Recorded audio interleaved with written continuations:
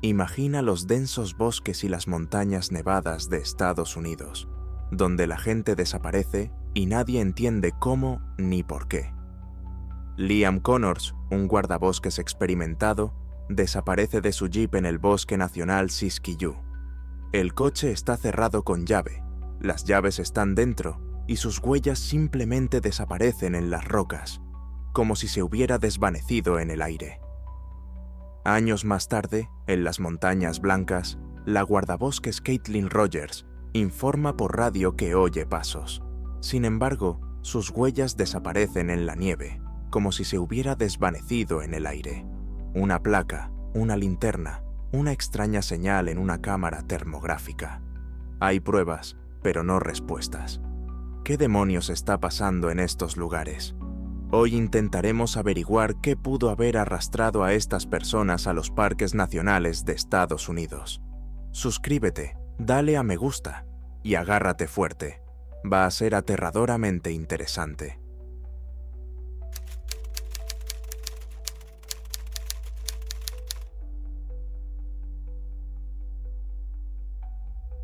...21 de octubre de 2009... Bosque Nacional Siskiyou, frontera entre Oregón y California. Una enorme zona de más de 400.000 hectáreas de bosques de coníferas, cordilleras y cañones. Una de las zonas más salvajes e inaccesibles de la costa oeste. Liam Connors llevaba 11 años trabajando como guardabosques y ecólogo en esta zona. Conocía los senderos mejor que su propio patio trasero, podía orientarse sin mapa y entendía el bosque como pocos. Connors tenía 39 años. Estaba casado y tenía 2 hijos, una hija de 14 años y un hijo de 11. Vivían en la pequeña localidad de Ashland, en el norte de California. Liam era uno de esos que se hicieron guardabosques no por casualidad. Eligió este trabajo conscientemente después de la universidad. Obtuvo una licenciatura en silvicultura y realizó todos los cursos necesarios. Sus compañeros lo describían como una persona tranquila y metódica que nunca corría riesgos innecesarios y siempre seguía los protocolos de seguridad. A mediados de octubre, el Servicio Forestal recibió un informe sobre una posible tala ilegal en la zona entre el monte Ashland y el río Applegate. Los residentes locales oyeron motosierras y vieron camiones en un camino forestal abandonado. La zona era una zona protegida y cualquier tala estaba prohibida sin un permiso especial. A Liam se le encomendó la tarea de verificar la información, registrar cualquier infracción y regresar con un informe. La mañana del miércoles 21 de octubre, Liam salió de la oficina de Ashland alrededor de las 8 de la mañana. Conducía un Jeep Cherokee verde oscuro de la empresa con el emblema del servicio forestal. El coche estaba equipado con el equipo estándar, un navegador GPS, una radio, un botiquín de primeros auxilios, provisiones de agua y comida para 2 días, mapas, una cámara, prismáticos y un cuaderno. Llevaba su placa de servicio en el cinturón y un silbato alrededor del cuello.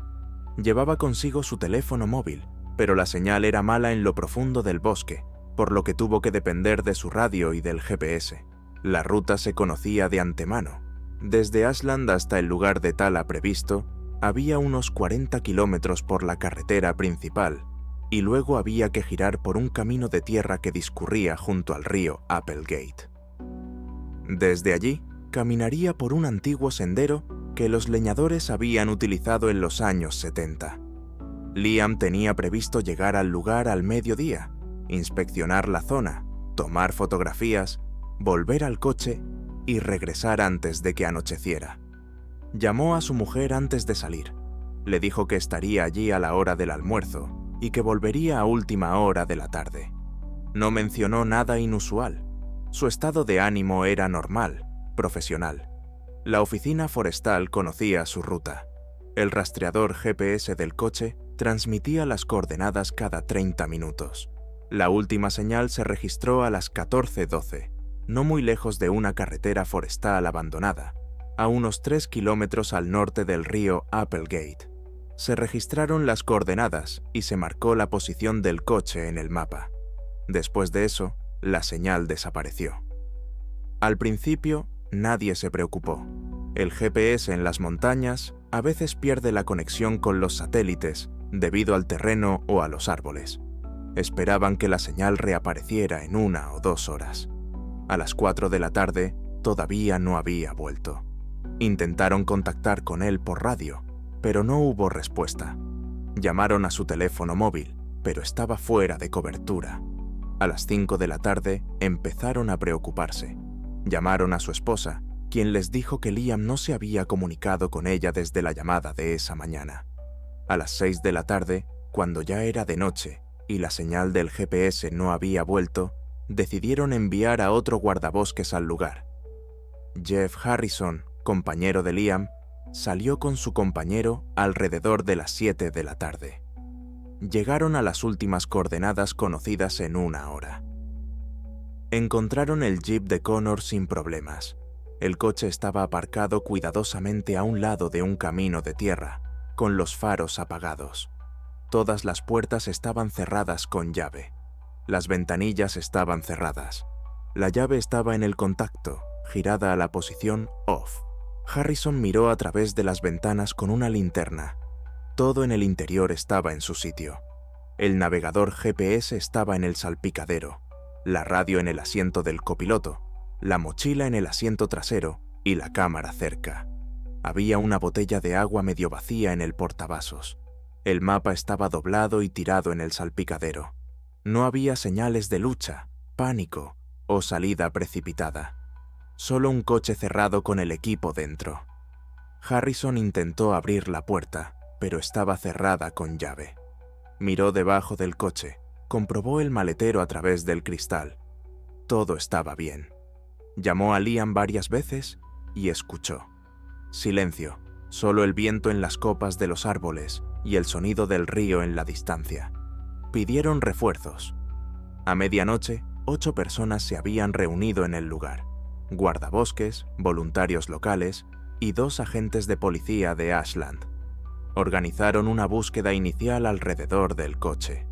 Peinaron la zona en un radio de 500 metros, utilizando silbatos, linternas y gritos. Nada. Liam Connors no aparecía por ninguna parte. En la mañana del 22 de octubre, llegó todo un equipo de búsqueda. Más de 70 personas, rescatistas profesionales, voluntarios, cazadores y residentes locales que conocían la zona. Trajeron un helicóptero con imágenes térmicas y perros. Dividieron la región en sectores y comenzaron una búsqueda metódica. Abrieron el coche. Dentro, todo el equipo de Liam estaba allí. El GPS mostraba su última ruta. La radio estaba apagada.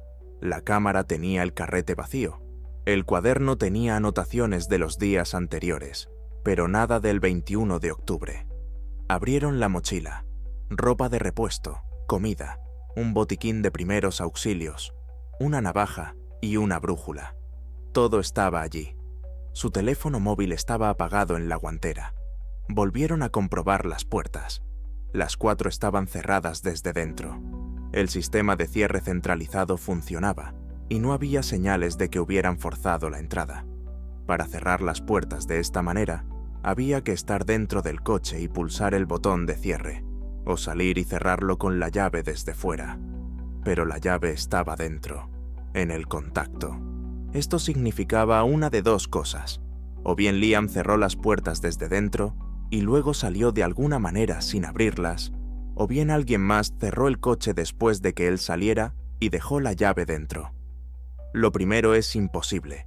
No hay forma de salir de un coche cerrado sin abrir la puerta. Lo segundo tampoco tenía sentido. ¿Por qué cerrar el coche de otra persona y dejar la llave dentro? Los expertos forenses examinaron el coche en detalle.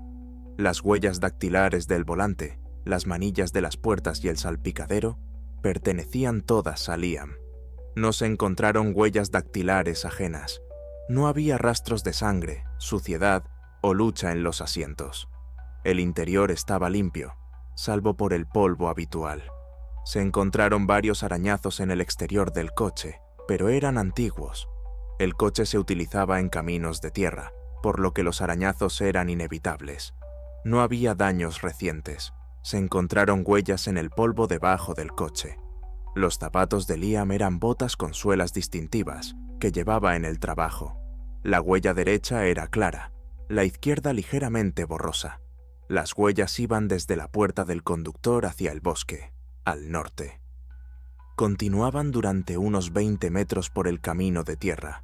Luego giraban hacia una zona rocosa y desaparecían. Los buscadores siguieron la dirección de las huellas. El pedregal se extendía unos 50 metros antes de dar paso de nuevo a tierra y hierba. Revisaron el suelo detrás del pedregal.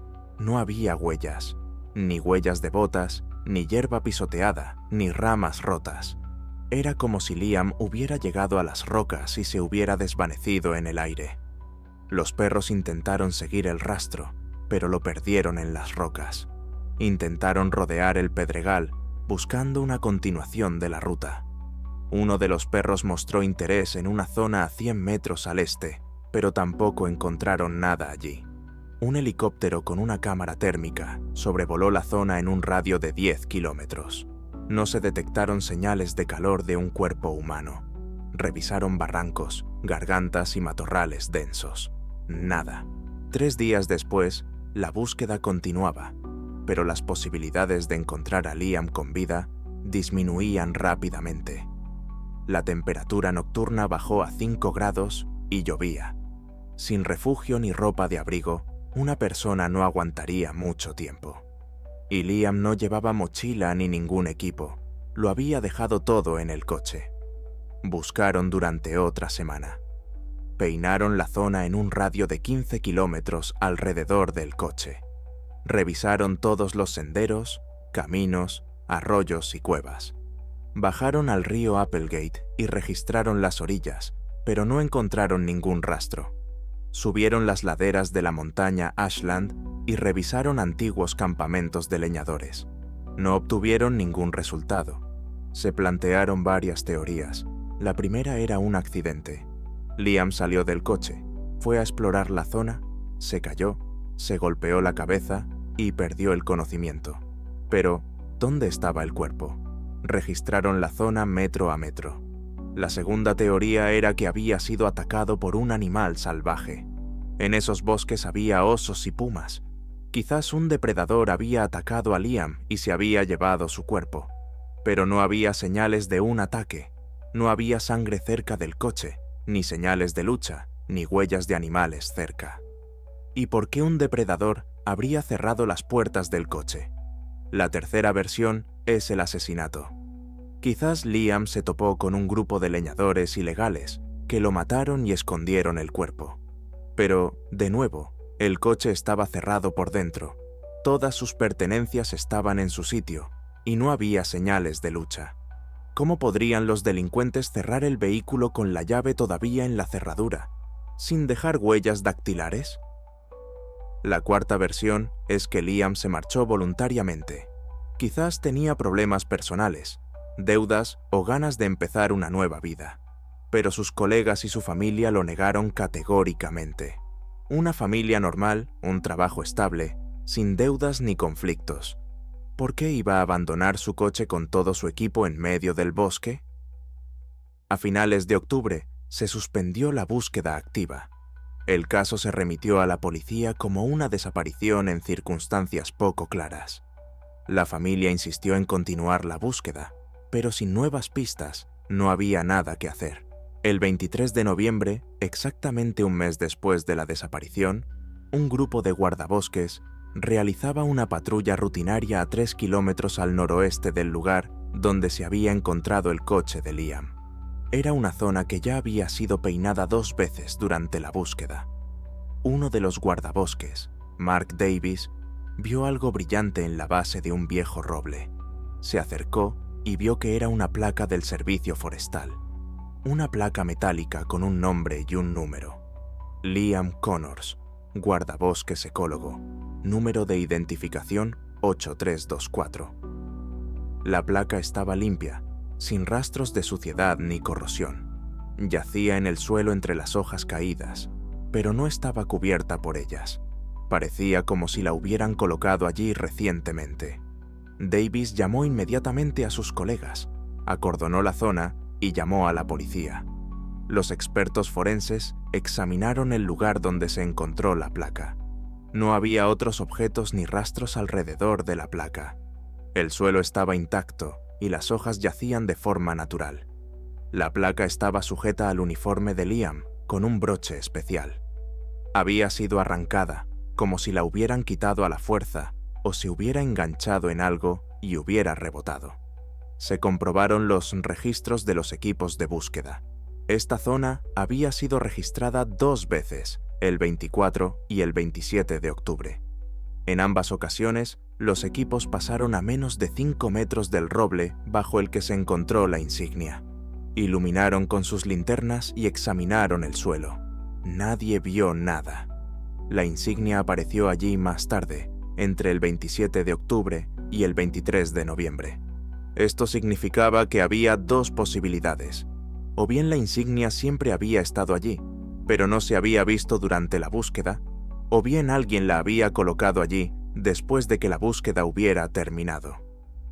La primera posibilidad era poco probable. Un objeto metálico brillante sería difícil de pasar por alto en el suelo entre las hojas. La segunda posibilidad planteaba nuevas preguntas. ¿Quién y por qué? Se reanudó la búsqueda. Pasaron otra semana examinando la zona alrededor del roble, ampliaron el área de búsqueda y volvieron a traer perros. No hubo resultados. No se encontraron otros rastros de Liam. Los expertos examinaron la insignia. No se encontraron huellas dactilares en ella. El metal estaba limpio, como si lo hubieran limpiado. El broche había sido arrancado con fuerza, pero sin herramientas, solo con un tirón firme. En la parte posterior de la insignia encontraron arañazos microscópicos que podrían haber sido causados por la fricción contra la corteza de un árbol o una piedra. Uno de los investigadores sugirió que Liam podría haber enganchado la placa en una rama o algo similar, lo que provocó que se rompiera y cayera al suelo. Pero eso no explica por qué no se encontró de inmediato. Tampoco explica dónde fue Liam. Los residentes locales comenzaron a plantear sus teorías. Alguien recordó antiguas leyendas indias sobre espíritus del bosque que se llevan a las personas que se atreven a entrar en su territorio. Algunos hablaron de instalaciones militares secretas, aunque no había bases en la zona. Otros mencionaron desapariciones en parques nacionales. Varios cientos de personas han desaparecido en circunstancias extrañas durante la última década, muchas de las cuales nunca han sido encontradas. Pero la policía trabajó con los hechos. Los hechos eran los siguientes. El guardabosques desapareció de un coche cerrado con llave, sin dejar rastro de cómo salió. Sus pertenencias permanecieron en el interior. Sus huellas conducían a una pendiente rocosa y luego desaparecían. Un mes después, su placa de servicio fue encontrada a 3 kilómetros del coche, en una zona que ya había sido registrada 2 veces. En diciembre de 2009, el caso fue suspendido por falta de nueva información. Liam Connors fue declarado oficialmente desaparecido. Su esposa recibió una indemnización de la compañía de seguros y sus hijos recibieron el apoyo de colegas y amigos. La familia se mudó de Ashland un año después, ya que era difícil permanecer en una ciudad donde todo les recordaba a su padre. El coche de Liam fue devuelto a la familia y luego vendido. Su equipo fue entregado al departamento forestal. Su placa de servicio fue entregada a su esposa, que la conservó como recuerdo. La búsqueda continuó durante varios años más, pero ya no de manera oficial. Grupos de voluntarios acudían periódicamente al bosque, inspeccionaban nuevas zonas con la esperanza de encontrar al menos algo. Nadie vio nada. En 2012, uno de los cazadores informó de que había visto a un hombre en el bosque que se parecía a Liam. Alto, delgado, vestido con ropa oscura. Estaba de pie junto a un arroyo, mirando al agua. El cazador gritó y el hombre se dio la vuelta, desapareciendo rápidamente entre la espesura. La descripción coincidía más o menos, pero era imposible verificarla. La policía envió un equipo a la zona, pero no encontraron a nadie. Otra historia tuvo lugar en 2015. Unos turistas que habían pasado la noche en una tienda de campaña cerca del río Applegate afirmaron que durante la noche oyeron silbidos, 3 señales cortas, una pausa y luego 3 señales más. Así es precisamente como se pide ayuda en el bosque. Salieron de la tienda, encendieron sus linternas y gritaron. Nadie respondió. Por la mañana, revisaron los alrededores, pero no encontraron ningún rastro. Los compañeros de Liam siguen sin poder explicar lo que ocurrió. Jeff Harrison, que fue el primero en encontrar el coche cerrado con llave, dice: «Llevo 20 años trabajando en este bosque. He visto de todo, pero nunca había visto nada como esto. Una persona no puede desaparecer de un coche cerrado con llave. Es físicamente imposible». El investigador que dirigió el caso fue más cauteloso. «Comprobamos todas las posibilidades. No hay pruebas de un delito violento, ni motivos para una desaparición voluntaria, ni indicios de accidente. Solo queda una cosa. Ocurrió algo que no entendemos. La versión oficial sigue abierta. El caso figura como sin resolver y se investigará cualquier nueva información. Pero han pasado 16 años y no hay nueva información. El Bosque Nacional Siskiyou sigue funcionando. Los guardabosques patrullan la zona, los turistas vienen a hacer senderismo, la vida sigue como de costumbre, pero los compañeros de Liam Connors se han vuelto más cautelosos. Ahora nadie sale solo a zonas remotas. Siempre hay un compañero, siempre hay comunicación, siempre hay un control cada 30 minutos. El lugar donde se encontró el coche no está marcado de ninguna manera. Solo es un camino de tierra en el bosque, igual que otros cientos. Pero si se pregunta a los guardabosques locales, dirán: sabemos dónde está, y tratamos de no ir allí a menos que sea necesario. Los hechos siguen siendo hechos. Un coche cerrado con la llave dentro, un rastro que termina en las rocas, una placa que apareció un mes después en una zona que ya había sido registrada. No hay explicación. Solo hay preguntas que nadie puede responder.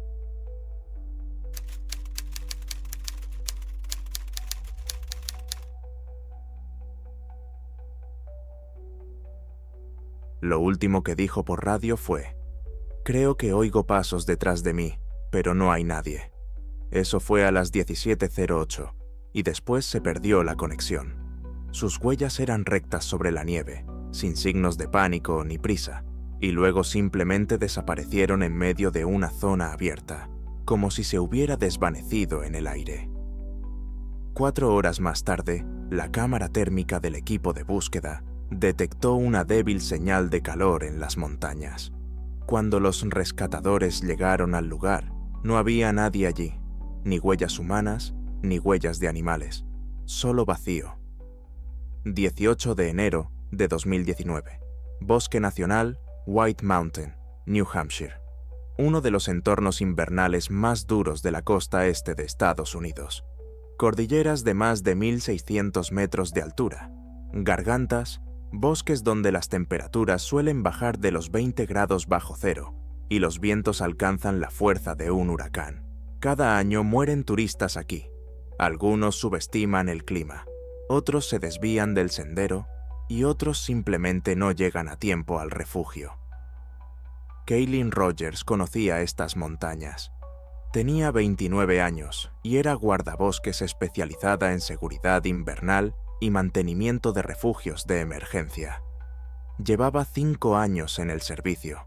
Había completado todos los cursos de supervivencia necesarios y era rescatadora de montaña certificada. Creció en Concord, la capital de New Hampshire, y desde niña había practicado senderismo con su padre.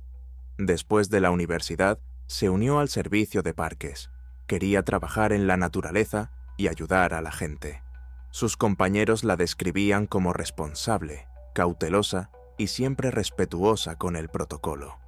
Si el tiempo empeoraba, posponía su excursión. Si la ruta se volvía peligrosa, daba media vuelta.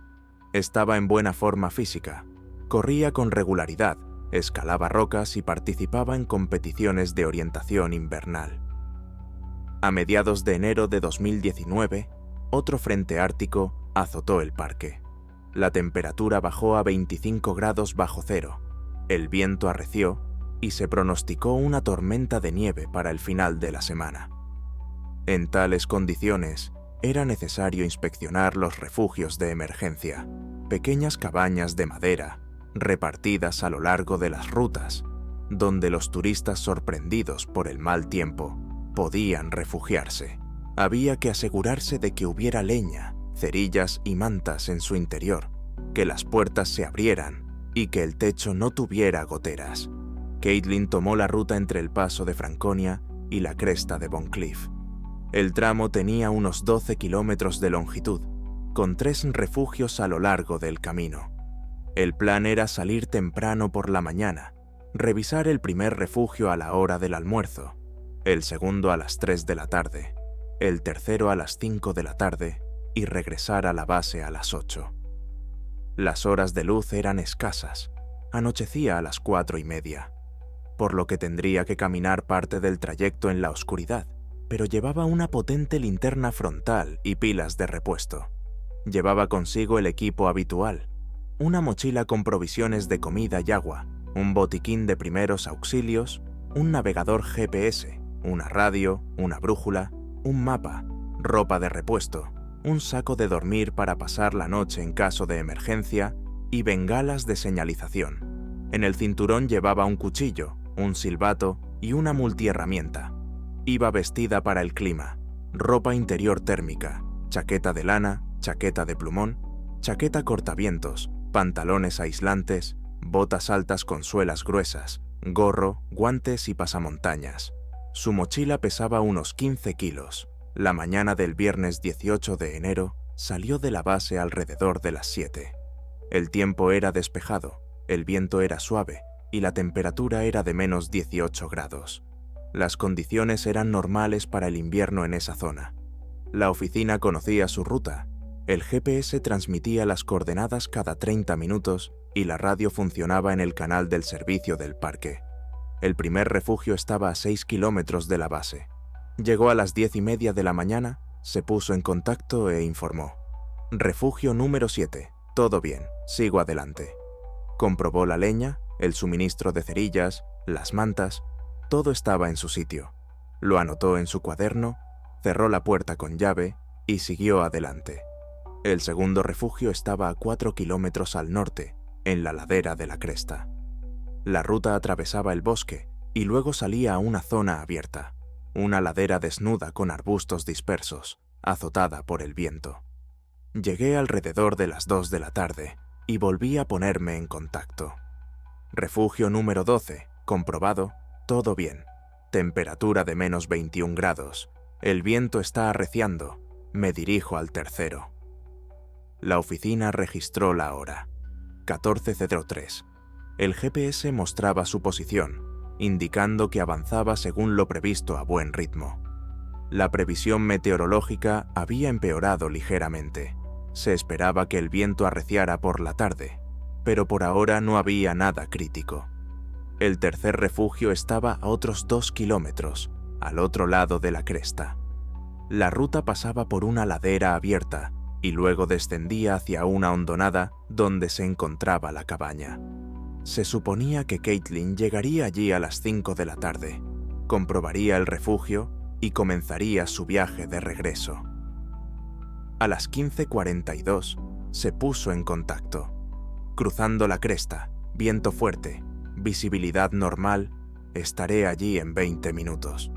Su voz era tranquila, sin tensión. La oficina confirmó la recepción. A las 4:15 p.m. no se puso en contacto. Intentaron llamarla ellos mismos, pero no respondió. El GPS indicaba que se había detenido a aproximadamente 1,5 kilómetros del tercer refugio, en la ladera. Las coordenadas no cambiaban. Esperaron 10 minutos y volvieron a llamar. Silencio. A las 16:30 comenzaron a preocuparse. Quizás la radio no funcionaba, pero el GPS sí. El punto en el mapa permanecía en el mismo lugar. A las 17:08, la radio volvió a funcionar. La voz de Caitlin, tranquila y distorsionada. «Base, Aquí, Caitlin. Creo que oigo pasos detrás de mí, pero no hay nadie. ¿Me oís? El operador respondió inmediatamente. Caitlin, te oímos. ¿Qué pasa? ¿Qué pasos? El operador intentó llamarla cada 2 minutos. No hubo respuesta. El GPS seguía mostrando el mismo punto, lo que indicaba que ella estaba parada, o que el navegador había dejado de actualizarse. A las 5:30 p.m. quedó claro que algo andaba mal. A las 5:45 p.m. se organizó un equipo de búsqueda de emergencia. 5 personas, guardabosques experimentados y un médico. Equipo, imágenes térmicas, camillas. Llegaron en motos de nieve hasta el punto de acceso más cercano y luego continuaron a pie. Para entonces, el tiempo había empeorado. La temperatura había bajado a 22 grados bajo cero. El viento había aumentado a 70 kilómetros por hora y había empezado a nevar. La visibilidad se había reducido a 50 metros. Llegamos a las últimas coordenadas del GPS alrededor de las 8 de la tarde. Estaba completamente oscuro. El viento nos derribaba y la nieve nos azotaba la cara. Encendimos nuestras linternas, gritamos y utilizamos silbatos. No hubo respuesta. Encontramos sus huellas. Huellas de botas en la nieve, profundas y claras. Caminaba con paso firme, sin signos de prisa ni pánico. Sus pasos eran normales, seguros. El rastro conducía desde el punto de parada del GPS más abajo por la pendiente, hacia el tercer refugio. La distancia hasta la cabaña era de aproximadamente 1 kilómetro. Seguimos el rastro. Se extendía en línea recta, sin curvas ni desviaciones. Después de unos 300 metros, llegamos a una zona abierta, una suave pendiente sin árboles, solo nieve y rocas. El rastro continuaba. Caminamos otros 200 metros, y entonces, de repente, el rastro terminó. Simplemente se detuvo. La última huella del pie izquierdo es profunda y clara. Luego, nada. Nieve lisa, intacta, sin un solo rastro. Era como si Caitlin hubiera dado un paso y se hubiera desvanecido en el aire. El líder del grupo detuvo a todos y alumbró con su linterna a su alrededor. A la derecha, a la izquierda, delante, nieve intacta. Detrás de su rastro, liso, que partía del punto donde se habían detenido. Delante, vacío. Lo comprobaron cuidadosamente. Quizás el viento había borrado las huellas, pero el viento soplaba a sus espaldas. También habría borrado las huellas que estaban siguiendo. Quizás ella se había dado la vuelta y había ido en la otra dirección. Buscaron alrededor del lugar donde terminaban las huellas en un radio de 100 metros. No había otras huellas. Solo su rastro conduce hasta este punto y termina allí. Uno de los guardabosques sugirió que el viento la había levantado. Con vientos tan fuertes, era posible que una persona pudiera ser derribada, incluso levantada varios metros. Pero entonces debería haber marcas de aterrizaje, al menos una huella en la nieve, un área aplanada. Nada. Continuaron la búsqueda, ampliando el área. Peinaron la pendiente hasta el refugio, pero Caitlin no estaba allí. La cabaña estaba cerrada con llave, vacía por dentro, sin huellas recientes. Volvieron a subir, caminaron hacia la cresta y revisaron los desfiladeros y barrancos. Sin resultados. A medianoche se suspendió la búsqueda. El tiempo se había vuelto peligroso. La visibilidad era nula. La temperatura era de 25 grados bajo cero y existía riesgo de congelación. Regresamos a la base y planificamos una operación a gran escala para la mañana siguiente. El sábado 19 de enero, 30 personas se pusieron en marcha para buscarla. Se reclutó a voluntarios, servicios de parques vecinos y escaladores profesionales. El territorio se dividió en sectores y se inició una búsqueda metódica. El tiempo mejoró ligeramente. Dejó de nevar. El viento amainó, pero la temperatura se mantuvo en 23 grados bajo cero. Durante el día, se revisó el lugar donde terminaba el rastro. La imagen era la misma. El rastro era recto y se interrumpía en una zona abierta. Los expertos forenses fotografiaron las huellas y tomaron medidas. La profundidad de la huella era de unos 8 centímetros, lo que correspondía al peso de Caitlin con su mochila. La última huella no difería de las anteriores, misma profundidad y ángulo del pie. No había indicios de que hubiera saltado, tropezado o caído. Se utilizó intensivamente la cámara termográfica. Se escanearon todas las laderas, gargantas y zonas boscosas en un radio de 5 kilómetros. No se detectaron señales térmicas de un cuerpo humano. Se revisaron los ventisqueros, por si acaso había quedado sepultada por la nieve. Se utilizaron sondas y perros. Nada. Se prestó especial atención a las lecturas de la cámara termográfica de la primera noche. A las 21:30, aproximadamente 4 horas después de su último mensaje, el operador de la cámara termográfica detectó una señal térmica débil en una pendiente a unos 2 kilómetros de donde terminaba el sendero. La señal era poco clara, borrosa, pero la temperatura correspondía a un objeto vivo. El grupo se dirigió inmediatamente a ese punto. Llegaron allí en 20 minutos. No había nada en el lugar. Nieve lisa, sin huellas, sin signos de presencia humana. Volvieron a comprobarlo con la cámara termográfica. La señal había desaparecido. Registraron los alrededores, descendieron al barranco más cercano y subieron a la cresta. Nada. Uno de los rescatadores sugirió que podría haber sido un ciervo u otro animal grande, pero el operador insistió.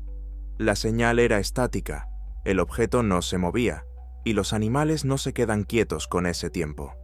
Además, la forma de la señal se correspondía más con la de un ser humano que con la de un animal. Esto desconcertó a todos. Si la cámara térmica detectó a Caitlin, entonces estaba viva 4 horas después de su desaparición. Pero, ¿dónde estuvo durante los 20 minutos que tardó el grupo en llegar hasta ella? ¿Y por qué no dejó ningún rastro? 3 días después, el 21 de enero, un grupo de voluntarios peinó la zona al este de donde había terminado el rastro.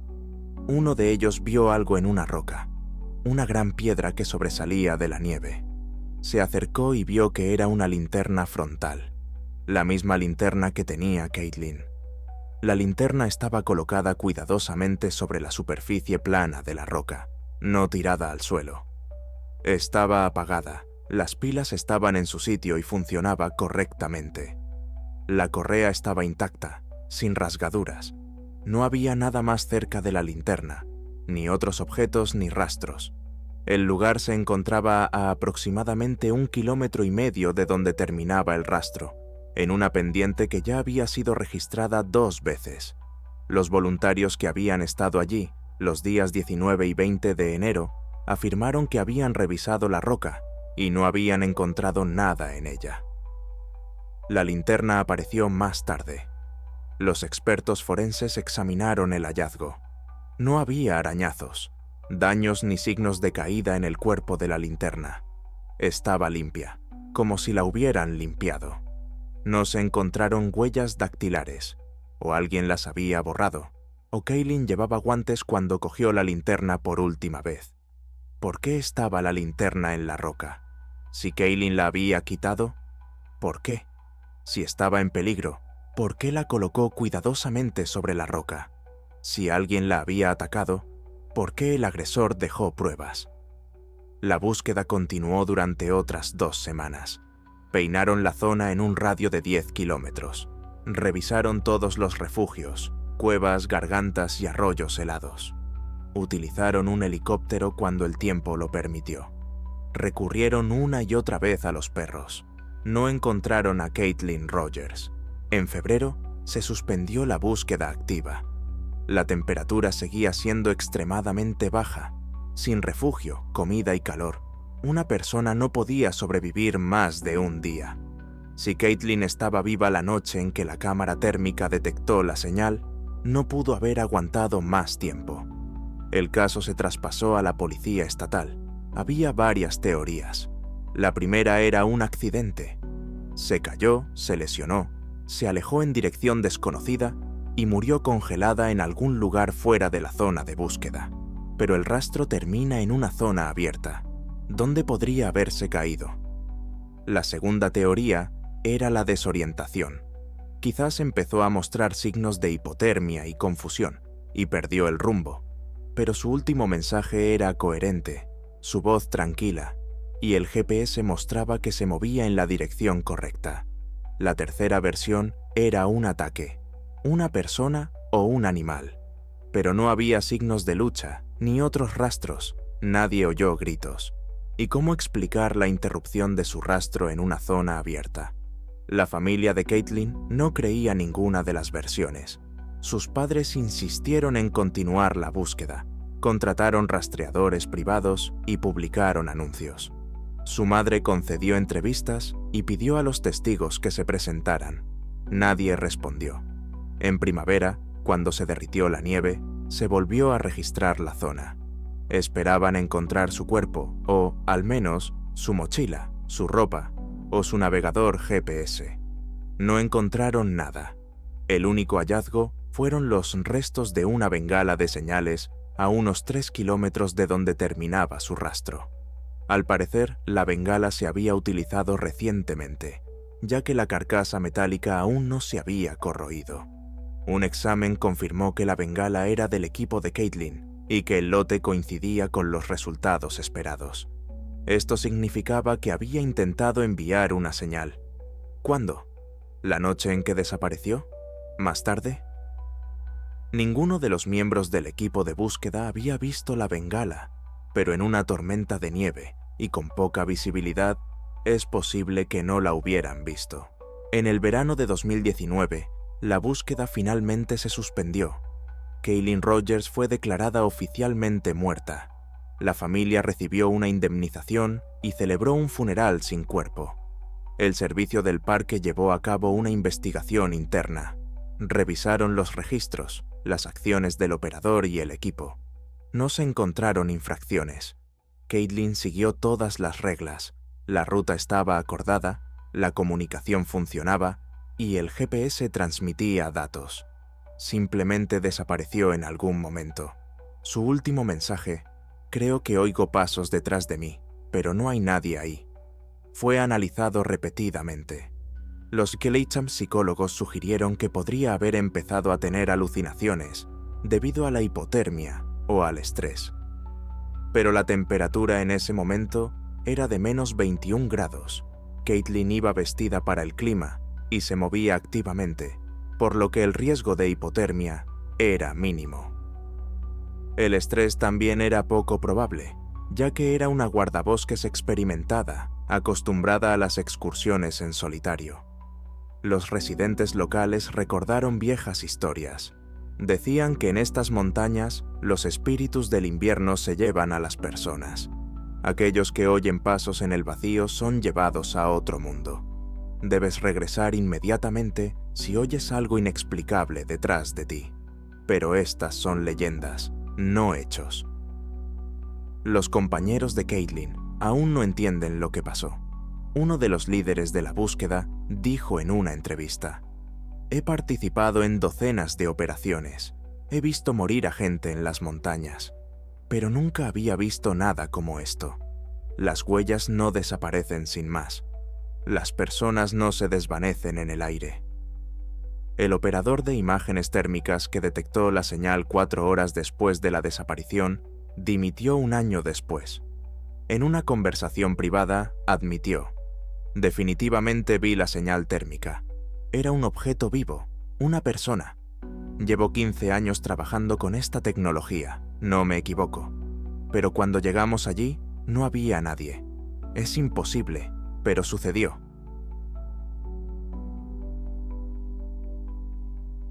El lugar donde terminó el rastro de Caitlin ahora está marcado en los mapas del parque.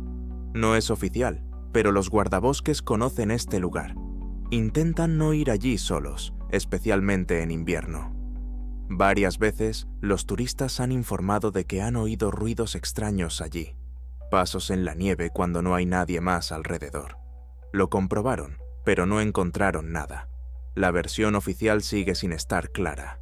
El informe dice: Caitlin Rogers desapareció en condiciones climáticas extremas en circunstancias inexplicables.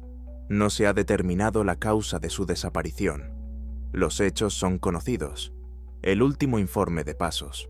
Un rastro que termina en una zona abierta. Una señal térmica que desapareció antes de que llegaran los rescatistas. Una linterna frontal cuidadosamente colocada sobre una roca. Se utilizó una bengala en un momento desconocido. No se encontró el cuerpo. Las montañas blancas siguen recibiendo turistas. Los guardabosques patrullan la zona, revisan los refugios y ayudan a quienes se pierden. Pero ahora nadie sale solo por las rutas invernales. Siempre hay un compañero. Siempre hay comunicación constante. Y si alguien oye pasos detrás de él cuando no hay nadie alrededor, da media vuelta inmediatamente. Las preguntas siguen sin respuesta. Solo hay una pendiente nevada y vacía donde una vez terminó el rastro de alguien. Eso es todo por ahora, amigos. Escribid vuestras opiniones en los comentarios, dadnos un me gusta y nos vemos en los próximos episodios. Hasta pronto.